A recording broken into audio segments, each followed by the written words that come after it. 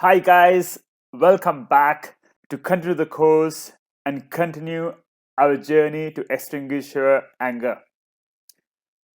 So, before we proceed, I just want to ask you a very important question.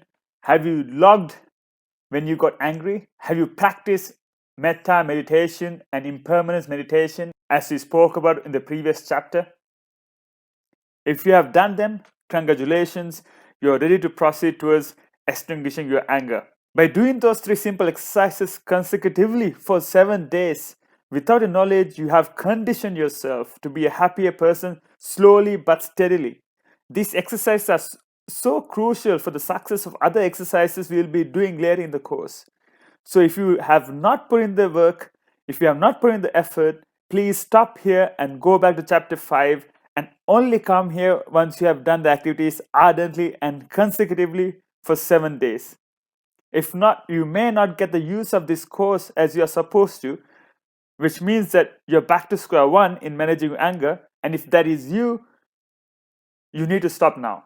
You need to go back to the previous chapters and follow the chapters one by one and do all the work exactly as it is laid out and then come here. If you have done the work, all well and good, let's move forward. I want you to browse through the Extinguish Your Anger or the EYA diary you're maintaining. And by now, you should have so many entries in there. So many. And just imagine for every time you made a note on the EYA diary, you have this beautiful fence and you take this big concrete nail and you nail it into this fence for each of those entries or each of those times you got angry. You get this big concrete nail and punch it through this beautiful fence. And after a week or so, you remove all those big nails from the fence. What would you see? Is the fence beautiful anymore? Or have you scarred this fence for life? This is what I want to understand by getting angry. Every time you get angry, it is like punching this nail through your life. You have lost that moment and you're never going to get that back. This is the problem with anger because we can't take that time we got angry and we were unhappy back and do something good with that time. That time has passed, and what happened was we missed important time which we would have spent doing something beautiful.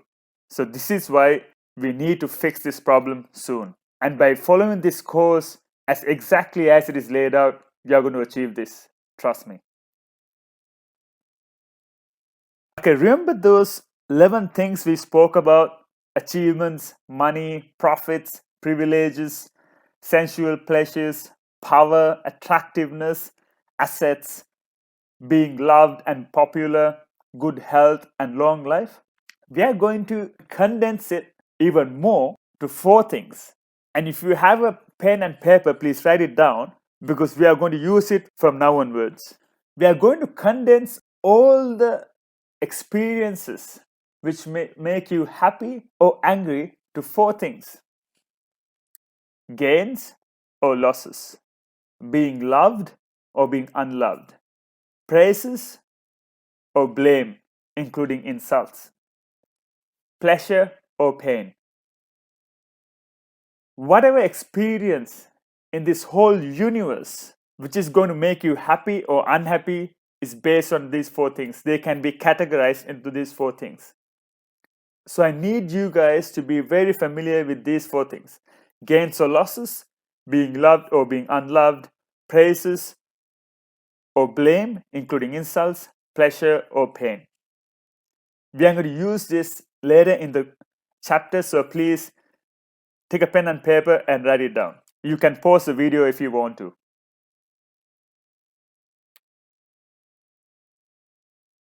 In this lesson, we are going to touch a bit more about impermanence because impermanence is crucial in this course for crushing our anger. So we need to be familiar, we need to be comfortable with impermanence.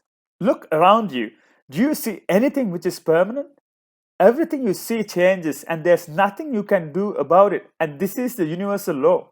The reasons which made you angry are long gone. Just browse through your EYA diary and look at those reasons. Look at those anger triggers. Now they're all gone.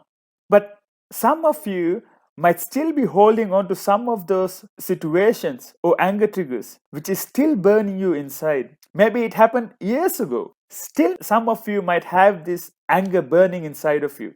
And since you started maintaining your EYA diary, you should have at least about 70 entries by now. We come across unpleasant experiences in so many ways and so many times a day. Just imagine how many times we get disturbed while trying to concentrate on our work every day. Every time we get disturbed, we get irritated, and that is anger. You need to write it down. Every time your partner disturbs you while you're cooking, you get angry. You need to write it down. Every time you need to tell your partner the same thing over and over again, you get angry. If you hear your partner telling you the same things over and over again to you, you get angry. If your partner gets late for something, you get angry. If your child starts to do something you have said no, you get angry. They love to do the things you have said no because they know that you get angry and you will give them your attention. That is part of the reason why they do naughty things and the things you said no to them. If your child messes up the place, you get angry.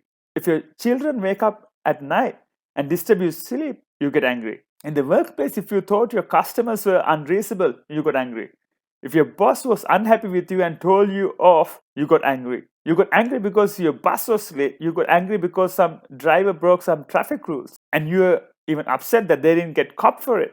And the list would have gone on and on and on. But in all of these instances, can you spot a common characteristic?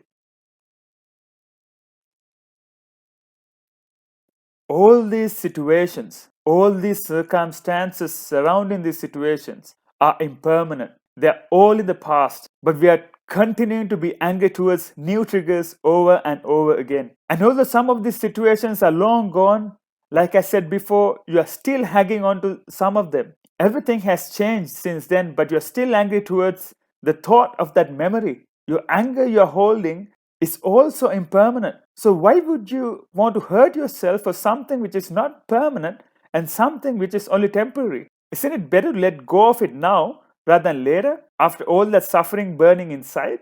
This life is too good to suffer for things in the past, guys. There are so many beautiful things we can do to replace that time we churn in anger with pleasant experiences, and we deserve it. Sometimes people think of hurting others by hurting themselves. What they don't realize is that they might hurt someone by hurting themselves, but that too is impermanent. That too is temporary. This is the universal law. You have to understand it. You have to understand it now. So what's the use of hurting someone if it's only temporary? We will only hurt ourselves if we hurt ourselves or we are trying to hurt someone else for a temporary feeling of victory. But this is no victory at all, my friends. This is a total loss. If you think about hurting yourself, or if you think about hurting someone else because of anger, it is a total loss. It can only lead to misery. So we need to have a strong conviction to be a happier person. So we need to have a strong conviction that in order to be a happier person, we need to stop hurting ourselves and also stop hurting others. Because anger can never be extinguished by anger. It never has and it never will. Trust me. I repeat this. This is so important to get it now. And it's so important to be a happier person. It is very important to grasp the meaning of this. Anger can never be extinguished by anger, my friends. It never has and it never will.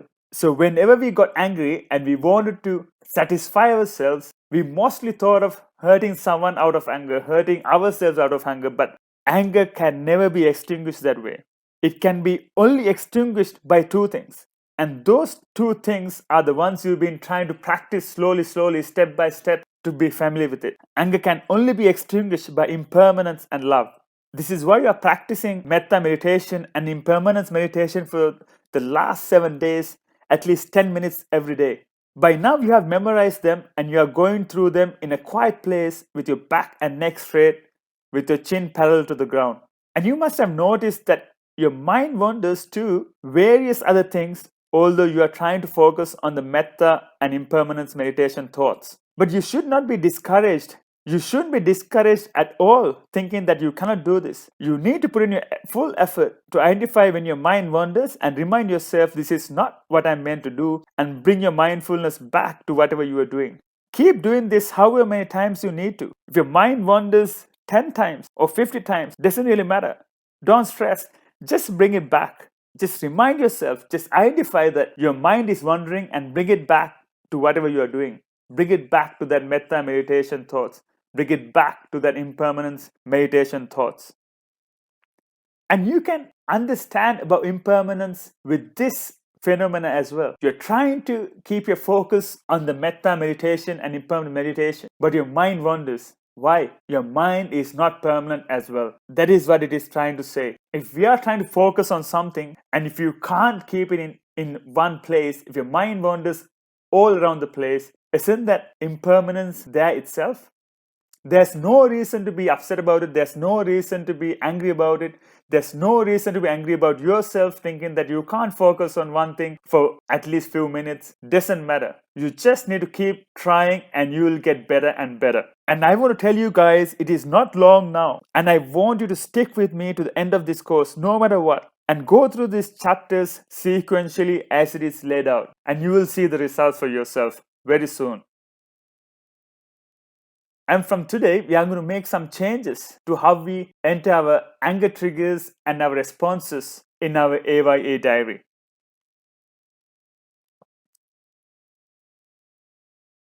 We are going to categorize our anger triggers to one of the categories we spoke about before in this lesson. It could be a loss. It could be because you felt you are being unloved. It could be because you felt that you are being blamed or being insulted, or simply because of pain, simply because you experience pain. In addition to this, we are going to note down how you experienced this anger trigger. Was it by sight, by hearing, smell, tasting, by touch, or just simply thinking? And we are also going to note down how they are no more and how they changed. And we are also going to note down by the time you take your pen and write down this incident in your anger diary, that sight, that hearing, that smell, the tasting, the touch, or the thinking which made you angry is no more. This is a very important exercise. You need to literally note this down every time.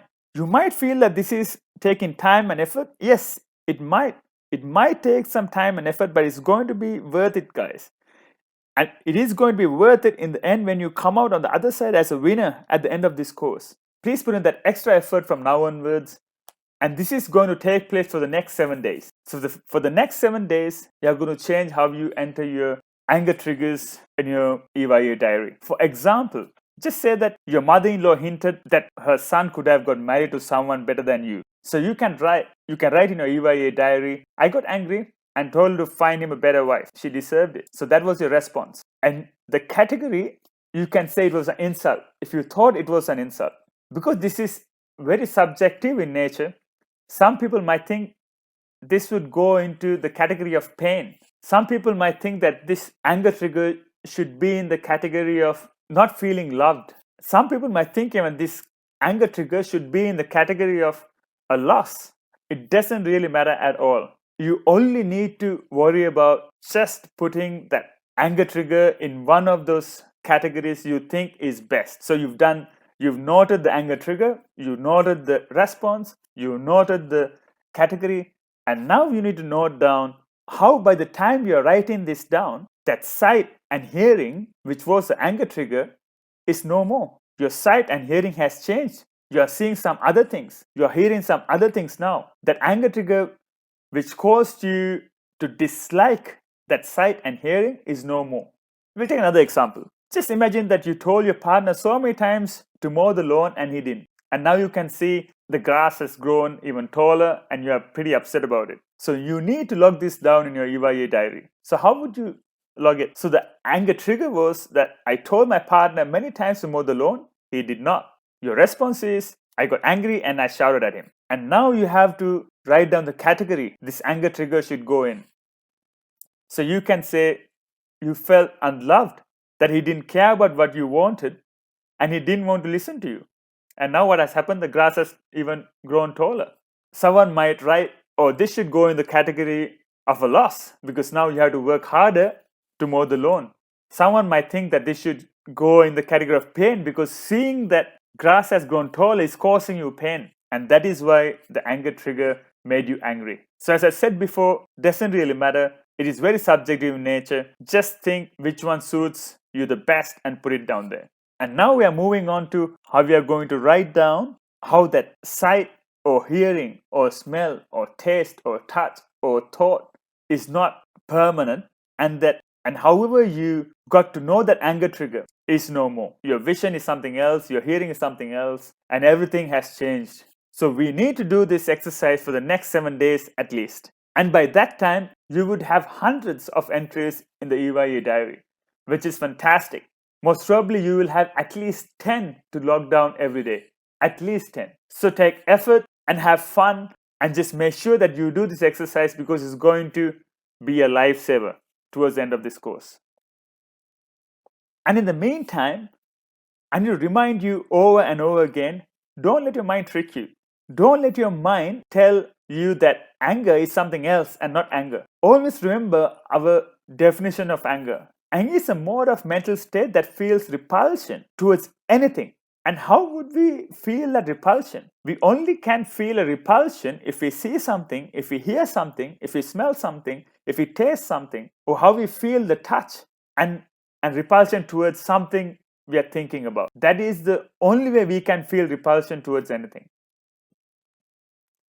So guys, I need to remind you, you need to go through the checklist every day and tick all those boxes every day. This acts as a reminder that you need to do this stuff. And it is so important to maintain this checklist. And having said that, I'll see you in the next chapter, which is also a very important chapter.